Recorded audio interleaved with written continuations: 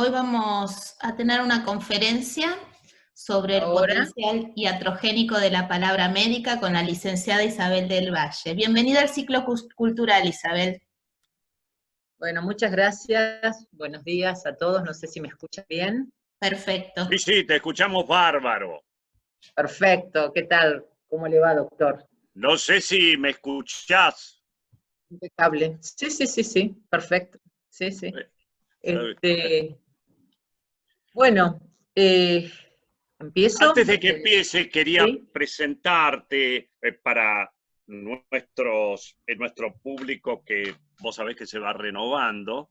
Sí. La licenciada Isabel del Valle viene del mundo de las letras y es una experta en todo lo que tiene que ver con medicinas narrativas y además, y en especial, humanismo y medicina. Por lo cual, estamos muy agradecidos, Isabel, que en este año nuevamente nos acompañes para reforzar nuestra visión biopsicosocial, cultural y espiritual de la medicina. Adelante, Bueno, Isabel. Muchas gracias, bueno, Mabel muchas Alejandra gracias a Dávila. todos Muchas ustedes. gracias. Bueno, el tema de hoy, como ya presentaron, es justamente el alcance de la palabra médica y su impacto iatrogénico, potencialmente iatrogénico sobre el paciente o también sobre la familia, ¿no es cierto?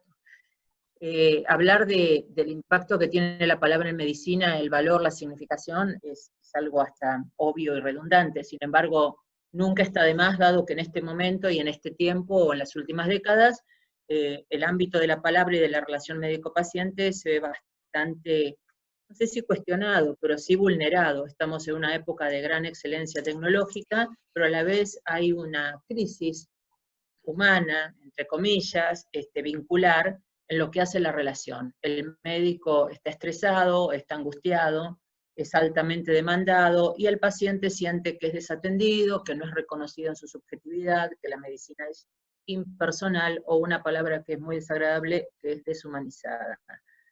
Yo a veces prefiero hablar de despersonalización o de impersonalización que de deshumanización. Y bueno, en el caso de la relación médico-paciente, como dije, es indiscutible el valor que tiene la palabra médica, y es indiscutible también que hay una intencionalidad benéfica en la acción médica, más allá de que muchas veces en la relación y en el diálogo pueda haber desajustes que llevan a un impacto iatrogénico perjudicial de la palabra. La palabra funda el vínculo. ¿Podemos pasar?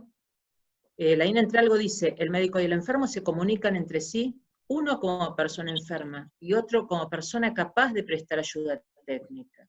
Con ello queda constituido el fundamento de esa mutua relación, que es la versión médica de la amistad, una amistad médica. La palabra en medicina funda el vínculo, como dije. Es el elemento estructural que consolida, que se establece desde una base esencial que es la confianza, pero también puede tener un impacto indeseado.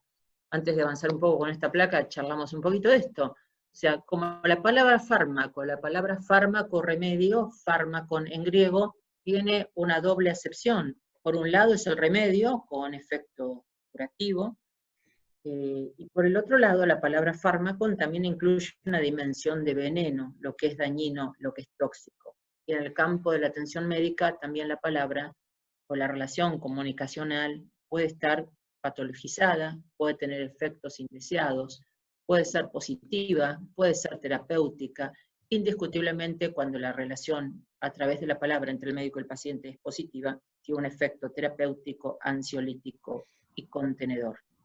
Nos debemos dejar de pensar, por más que sea obvio el planteo, que el médico se enfrenta a un paciente, a una persona angustiada, ¿sí? A una persona que llega con miedo, con incertidumbre, con temor, con ansiedad, o muchas veces desconociendo aquello que le puede estar pasando o que le puede llegar a pasar. Y el rol del médico es claramente poder, además de atenderlo desde lo orgánico, de darle alguna respuesta a su dolencia, también hay una función simbólica que es tratar de aliviar esa angustia, ¿no? Y de no potenciarla por actitudes que estén mal devenidas, por un mal manejo de la palabra, que ahí hablaríamos de iatrogenia. En este momento también la comunicación es una de las áreas en la seguridad del paciente. hay muchos problemas de error en medicina justamente por mal manejo de la comunicación, de médico a paciente, de médico a médico, de médico a equipo de salud. Y es sin duda también un factor de calidad de gestión. Un paciente que se ve confortado en la palabra, contenido, bien informado, con algún manejo de la esperanza, obviamente valora esa calidad de gestión que recibe del profesional o de la institución con otros ojos. También entonces la comunicación, obviamente, si esto no se da así, es un potencial factor de conflicto. Y muchas de las demandas legales, y muchas de las instancias que llegan a una judicialización, no son por mala praxis, sino claramente por no haber recibido de parte de la atención médica una actitud contenedora, básicamente empatizante. Entonces la palabra funda, la palabra genera confianza, la palabra genera contención, la palabra genera esperanza, la palabra genera aliento, pero también la palabra puede confundir, puede dar un doble mensaje, puede dañar, puede estigmatizar, puede discriminar, puede culpabilizar, puede confundir. Esquilo decía que la palabra en general, y la aplicamos a la medicina, es como una flecha. La flecha, si pensamos en una flecha, pensamos en la flecha de Cupido o en la flecha del indio. La flecha de Cupido envuelve amorosamente y la flecha del indio nos mata. Lo mismo pasa con la palabra en medicina. Y también pensemos que es un tema muy complejo cuando a veces se habla de comunicación, como si fuera un statement, un juicio único, comunicación, o cuando se habla de relación médico-paciente. Es un término que engloba muchas dimensiones, porque hay muchas relaciones médico-pacientes, y cada una conlleva una situación comunicacional distinta. Entonces, poner esos dos rótulos, relación médico-paciente o comunicación, hay que abrir esas solapas y decir, ok, la relación médico-paciente en un consultorio externo, en una guardia, en un hospital público, en una situación de un accidente de tránsito, ¿qué relación médico-paciente con ese paciente o con esa familia cuando ambos son desconocidos y se plantean una emergencia? ¿Qué relación médico-paciente cuando uno va a un consultorio privado a ver a su médico de toda la vida? O cuando va a un consultorio externo de un hospital o de una clínica con su médico de siempre.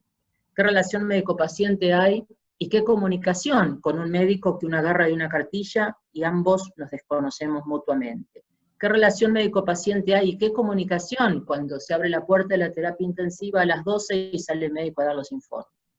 ¿Qué relación médico-paciente hay en gerontología, donde la expectativa de la familia sobre ese paciente es más acotada a el neonatólogo o el pediatra, donde tiene que dar una información sobre un paciente que tiene una expectativa vital, imaginaria o real, muchísimo más amplia?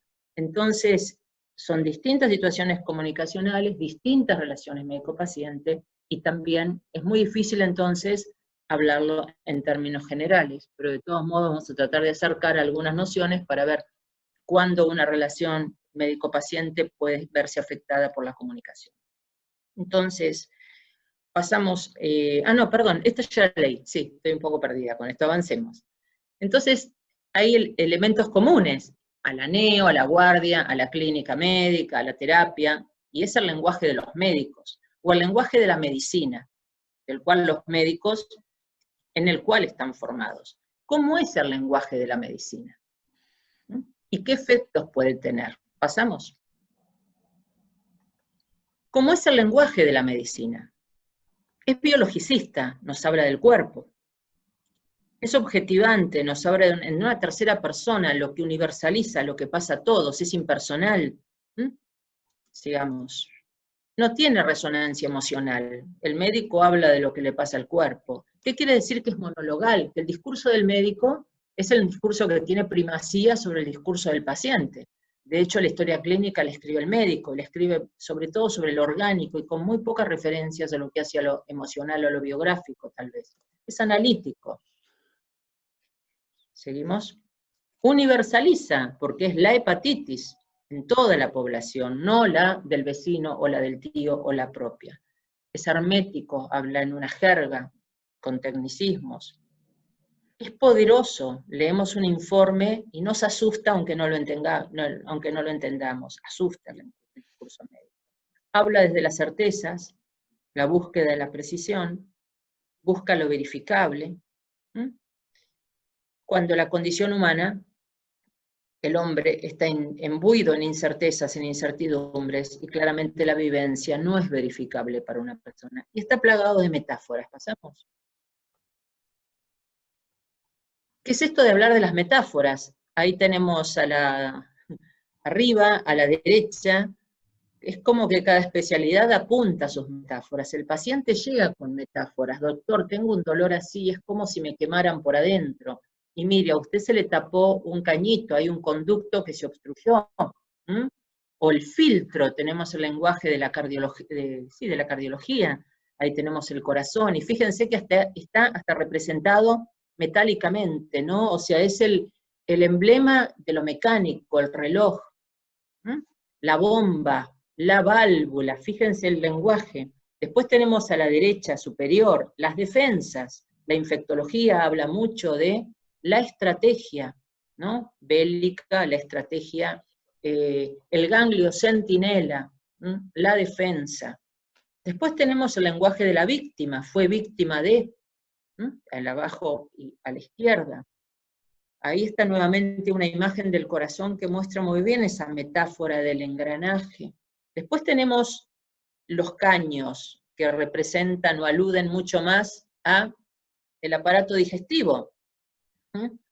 El aparato digestivo, los gastroenterólogos hablan más del cañito, ¿no es cierto? Es todo un gran caño el aparato digestivo, una gran cañería. Entonces aparecen las distintas metáforas, la guerrera, la bélica, la mecánica, que hacen dar una dimensión justamente eso, mecánica del cuerpo, poco humana. El hombre lleva una vivencia personal y el médico traduce esa vivencia subjetiva a un discurso mucho más analítico, mucho más mecanizado. Pasamos, ¿y qué efecto puede tener este discurso en el paciente? Va a generar distancia, va a generar frialdad, genera poca empatía, genera alejamiento. Siento que si me están hablando de un cañito obstruido que me tienen que destapar, es una cuestión bastante alejada de mi vivencia emocional. Es un discurso que me personaliza. El enfermo no se ve reflejado en ese discurso médico. Es un lenguaje del cuerpo y de la enfermedad, pero no es el discurso del enfermo. De ahí ese punto de partida, tal vez, de esa vivencia de despersonalización o de impersonalización que tiene la medicina. Veamos lo que dice Yvonne Bordelbas. Buena parte de lo que el paciente denomina deshumanización se debe al lenguaje empobrecido del médico, objetivante, cargado de metáforas bélicas y que genera involuntariamente emociones negativas en el paciente. Pasamos. Entonces acá parece esto un poco un juego de palabras, pero el paciente puede no saber lo que le pasa, no tener idea de la enfermedad, de lo que le puede pasar, desconocer. Puede no estar informado. A veces el paciente no sabe, no entiende, pero googlea, se informa acertada o desacertadamente. Puede no estar tampoco informado. Puede estar informado, haberse metido en Google, haber leído, pero no entenderlo. Porque una cosa, Google nos aporta información, pero el profano, el no médico, no logra articular esa información. ¿Qué de todo este quantum de información que yo percibo, leo, es lo que me toca a mí? Entonces eso hace que quizá pueda llegar informado, pero mal informado, confundido, más angustiado. Como dice ahí, estar confundido. O puede haber sido mal informado por un profesional.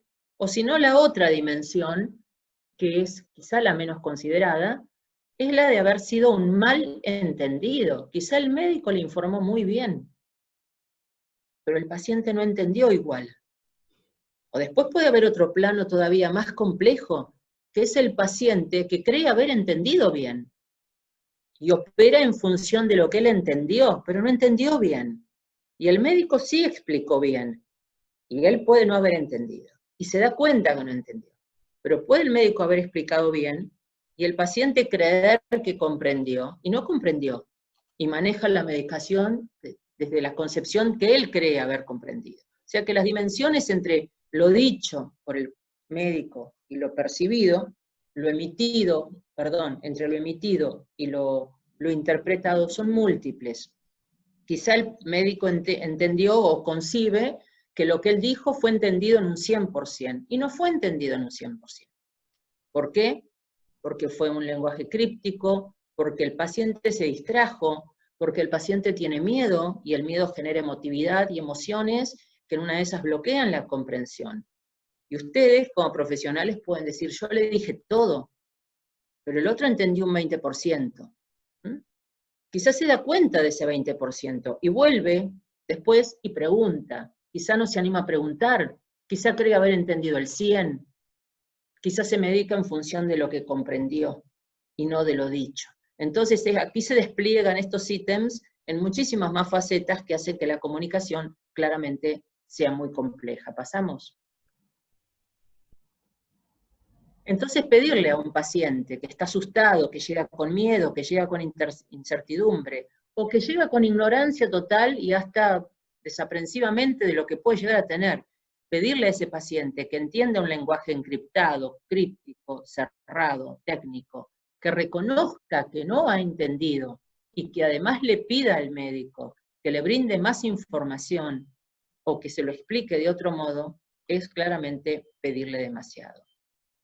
Entonces, como dice en la siguiente versión, en la siguiente placa, no hay nada en filosofía que no pueda decirse en lenguaje cotidiano, con lo cual podríamos decir, no hay nada en medicina que no pueda tal vez tratar de traducirse, y lo digo entre comillas, en lenguaje cotidiano. Y ahí esas metáforas, se tapó esto, la válvula, el filtro, hay algo que tenemos que destapar, o muchas metáforas que se usan del médico y del paciente, que son clarificadoras, pero que por el otro lado también generan una sensación de impersonalización o de distanciamiento. Le vamos a entrar un cañito, o no, los médicos me metieron un cañito por la ingle para destaparme. Es un lenguaje mecánico operacional, que resuelve, sí, que quizá ayuda a comprender mejor, sí, pero que a su vez impersonaliza y distancia. Y entonces, ¿por qué pasa esto? Y porque tenemos una estructura del saber científico, del saber médico, que está armada desde esa disociación, lo que pasa al cuerpo y lo que le pasa a la persona. La lógica de la ciencia es analítica, es racional, es objetivante, y es muy distinta del discurso que lleva el paciente, que no es objetivo, que no sabe si le duele 8/10 o 2/10. Le duele, le complica la vida. Entonces, uno llega con una lógica vivencial, incierta, insegura, poco preciso, que no se ajusta a ninguna escala, si el espacio que le duele orgánicamente es de 2,6 o de 1,7. No sé, me duele. Y no sé si es 2/10, como dije, o 10/10, o 100/10. Yo sé que me duele tanto que no puedo hacer nada. Entonces, hay una lógica analítica, racional, precisa, objetivante, y una lógica vivencial. Son dos discursos, ¿pasamos? Son dos discursos, el de la biología y el de la biografía, el de la historia clínica y el del relato, el de la ciencia y el de la vivencia, el de lo que es la disease, la enfermedad biológica, y lo que es la illness, el padecer subjetivo. Avanza esta. Entonces ahí hay un desajuste interpretativo. Yo le hablo de lo que me pasa en mi biografía, en mi vida, en mi cuerpo, pero que se instala en una desestructuración de mi vida, y el médico me está respondiendo desde la biología, ¿no? Desde la ciencia. Por eso Beatriz Cortés, una antropóloga en salud, habla de que hay un malentendido de la cura. Los dos hablamos de lo mismo, del infarto, los dos hablamos del infarto, pero uno está hablando de la alteración de las enzimas, la columna de la izquierda, y el otro está hablando del impacto biográfico que tiene justamente en la vida y en la vivencia de cada uno ese infarto.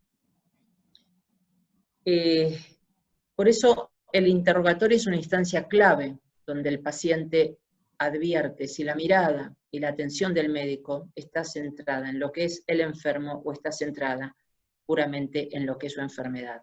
Y este desajuste lleva a que tenga que haber puentes entre ese discurso biológico y científico válido, indudablemente necesario, porque desde ahí la medicina va a operar, va a actuar, y también el discurso del enfermo, ambos discursos son necesarios. Debe haber puentes, y ese puente que ablande esa brecha, que acerque, es la comunicación. Y esa comunicación también permite el entendimiento, va a permitir la confianza. La confianza es uno de los puntos críticos en la medicina actual, esa falta de acuerdo, y que justamente lleva en este momento, a la medicina defensiva, ¿no? Cambiamos. Entonces, como dice Harton, lo que te convierte en un experto puede convertirte a la vez en un alfabeto emocional. Frase fuerte, la de Harton, pero sobre el hiperespecialista deja fuera un montón de cosas, ¿no? Y también la palabra está amenazada. ¿Por qué? Como vemos acá en esta pintura. También la palabra en medicina está amenazada, porque el discurso de la ciencia es objetivante y aleja al paciente, y también está amenazada por lo que muestra esta pintura. Simultaneidad de atención, imaginamos una guardia, imaginamos ruido, imaginamos bullicio, imaginamos apuro, imaginamos impersonalización, que uno entra, otro sale, y da lo mismo entrar a un consultorio o a otro porque ninguno se conoce entre sí. Entonces, imaginamos una consulta rápida, quizá con una derivación a un TAC, a una tomografía. Imaginamos también que hay burocracia, que hay muchos especialistas, que hay anonimato mutuo y que hay falta de escucha. Eso lleva justamente a una despersonalización y a esa falta de confianza. ¿Pasamos? Entonces tenemos este lenguaje médico como factor, este auge tecnológico que hace que nos revisen poco, que nos escuchen poco, que nos manden inmediatamente a un ataque o a una resonancia, que cambia el criterio clínico, la escucha, la mirada, la palpación, por la imagen, por la cifra, y como vimos recién en esta placa con la pintura, el sistema, que poco ayuda para dar espacio a la escucha y a la palabra. ¿Pasamos? Entonces, hay un debilitamiento, como dijimos ahí, de la palabra. Hay que reconocer, dice Bordelbach, el valor del lenguaje en la práctica de la medicina, no como un mero vehículo de información científica, sino como una llave para acceder a significados más profundos de la vivencia de estar enfermo. Sigamos. Entonces, ¿la palabra del médico puede dañar? Sí. ¿Por acción o por omisión? La otra. Y aquí vamos con algunas imágenes. Lo felicito, mi amigo. Usted tiene un corazón de un muchacho de 30. ¿No se alegra? No, porque tengo 20. Esa palabra daña parece pintoresca, pero está mostrando que no conoce al paciente, que no sabe quién es, que no sabe ni la edad. Esta otra placa. ¿Quién es el paciente con gases? Es una palabra que daña, está violando la confidencialidad de los datos, está quizá estigmatizando al paciente, está abochornándolo socialmente. La otra. ¿Cómo tendría que llamarle? ¿Discapacitado? ¿Persona con? No, mi nombre es Alberto. ¿No? El prejuicio, la estigmatización, la reducción, el diabético, los diabéticos, entró un páncreas, entró una persona con un páncreas, no entró el páncreas. Hay un reduccionismo en la palabra. Entonces, estas son por acción, no recordar al paciente ni su caso. ¿Usted por qué venía cuando quizás fuimos 5 veces? Hablar sin saber lo que sabe el paciente, tirarle un diagnóstico, un procedimiento al cual el otro está en ayunas, no tiene en ayunas cognitivamente. Hablar con un lenguaje críptico.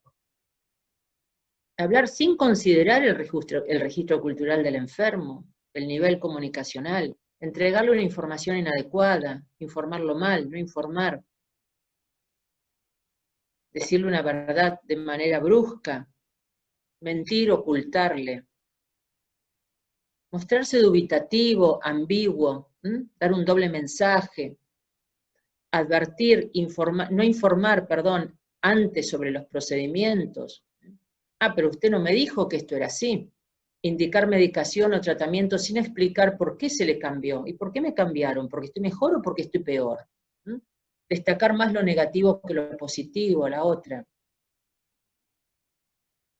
violentar la intimidad de los datos, como ese chiste que vimos recién, ¿no? Esa discordancia entre lo verbal y lo gestual. Transmitir desde la palabra algo, pero la gestualidad del médico está transmitiendo otra cosa. Quizás se le dice que está todo muy bien, pero hay algo en la gestualidad que dice que no. Ahí genera un doble discurso que también complica al enfermo. Desacreditar la vivencia, pero ¿cómo? No sea exagerado, no le duele tanto, ahí se está desacreditando. Forzar el discurso del paciente a una narrativa objetiva. Quizá el paciente quiere contar cómo ese síntoma le afecta, más allá del cuerpo en toda su vida, y el médico lleva ese discurso siempre al órgano. Subestimar la contradicción o el doble mensaje, como vimos recién, el prejuicio en la escucha, culpabilizar, estigmatizar, no dar esperanza, no responderle las dudas o las inquietudes que plantee, no escucharlo, interrumpir, focalizar la entrevista en lo orgánico, está mencionado arriba, y decir, interesarse por los otros aspectos de la persona. Una frase muy común, el médico no me escucha.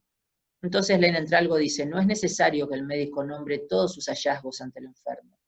Ello puede causarle desórdenes iatrogénicos al paciente. Pero a la vez, esta reclama una designación precisa de lo que padece. Entonces el médico deberá ser prudente al nombrar el resultado de su exploración, siempre guiado por la necesidad de saber que el enfermo manifiesta.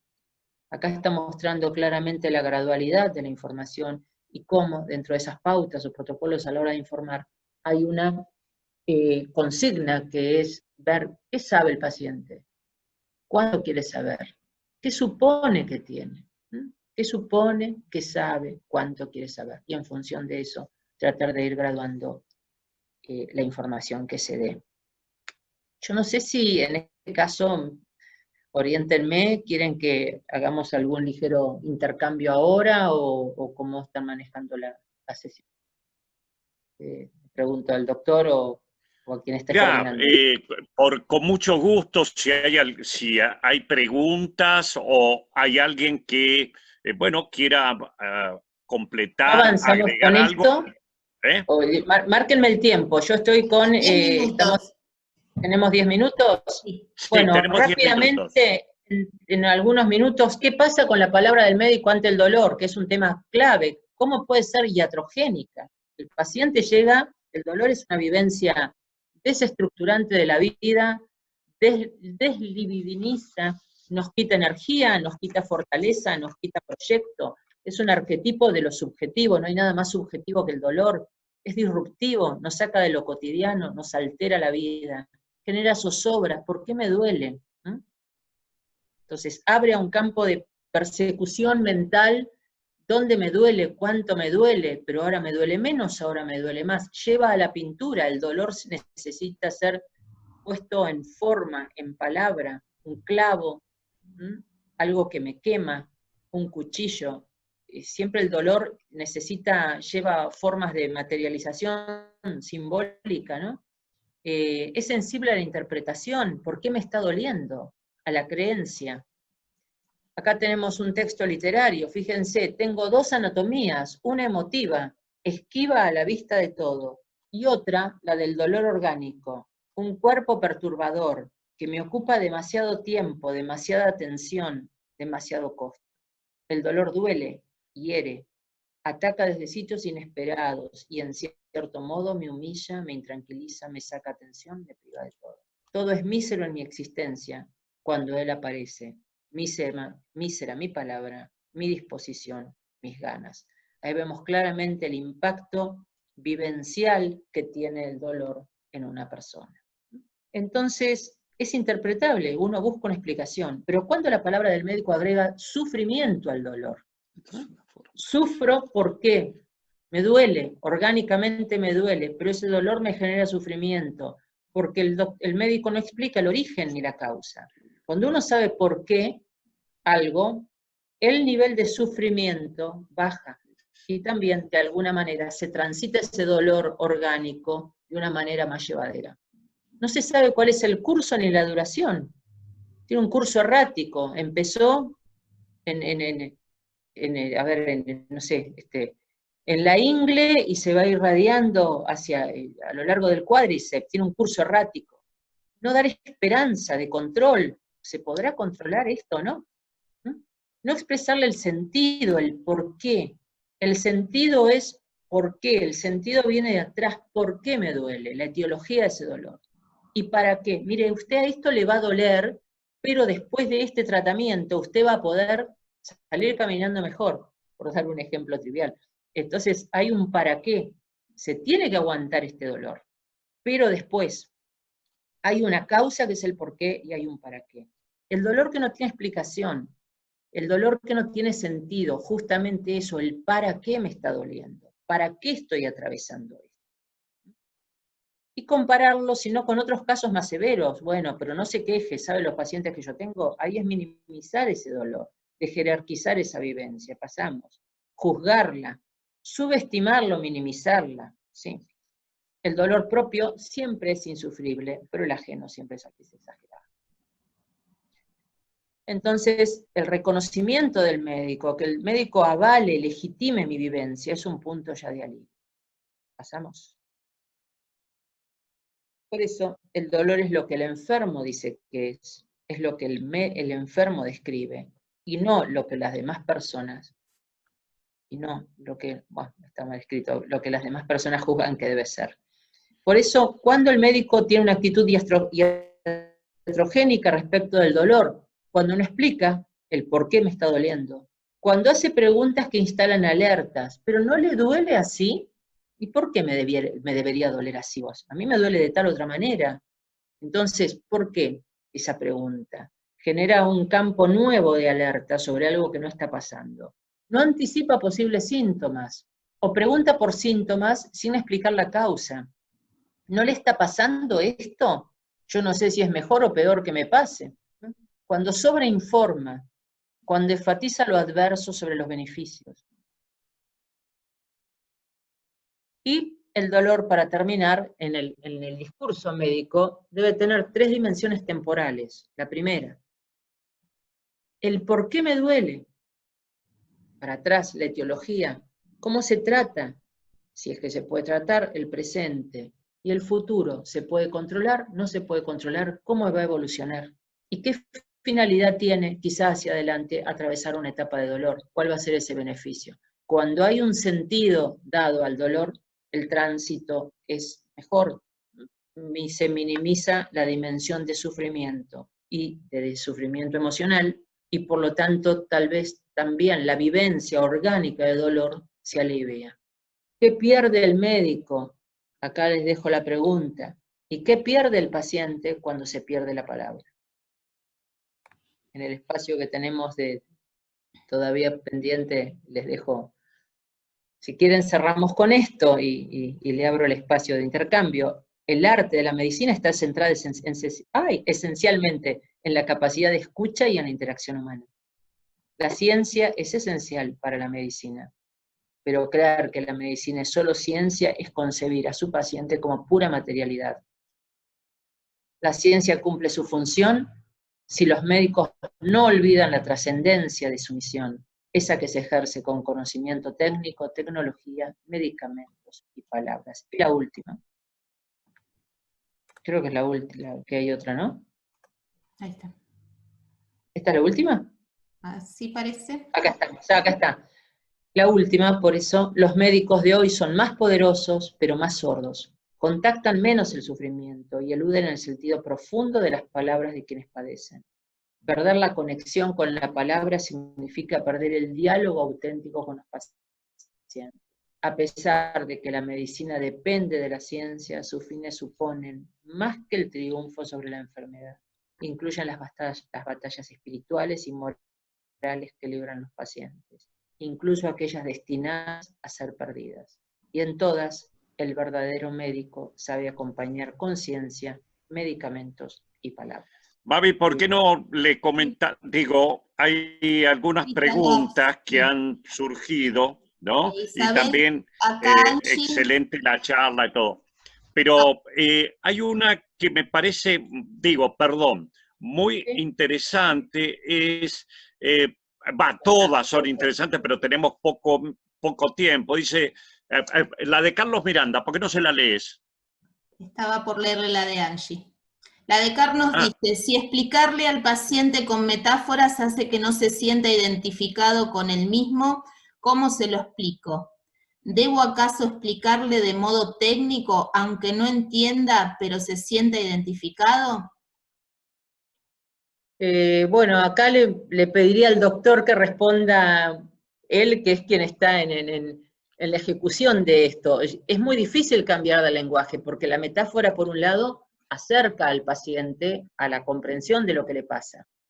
Hay un video muy interesante que lo hemos dado en algún momento con ustedes, donde se plantea la experiencia del infarto en distintos pacientes que han tenido infarto, y que con distintas profesiones, el psicoanalista, el pediatra, el comerciante, el albañil, y cada uno explica el infarto, su vivencia, desde sus propias metáforas. El comerciante dice, yo tenía alto el colesterol, estaba excedido en peso, era fumador, mucho estrés, y bueno, quien las hace las paga. O sea, ahí ve el infarto como una consecuencia lógica de sus actos. Se autoculpabiliza, quien las hace las paga, y es un comerciante, lo puso en sus términos. El albañil está hablando del cañito que te meten, y dices el caño como de la electricidad que te van subiendo por la ingle.